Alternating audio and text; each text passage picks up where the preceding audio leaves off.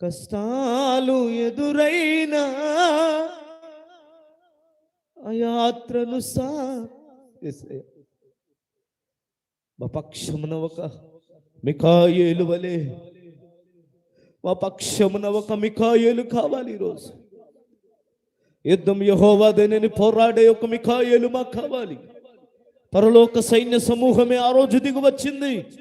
ఈరోజు ఈ షాలోం పరిచర్యల పక్షంగా నిలబడడానికి ఓ పరలోక సైన్య సమూహమా, నా కొరకే మా కొరకే ఏర్పాటు చేయబడిన ఓ మిఖాయేలా, నా యేసు నామంలో నిన్ను ఆహ్వానిస్తూ ఉన్నాను. ఈ ఉదయకాలం ఏ పరిచర్యకు ఎదురుకంగా రూపింపబడుతున్న ఏ ఆయుధం ఏలుబడి చేయడానికి వీలదయ్యా.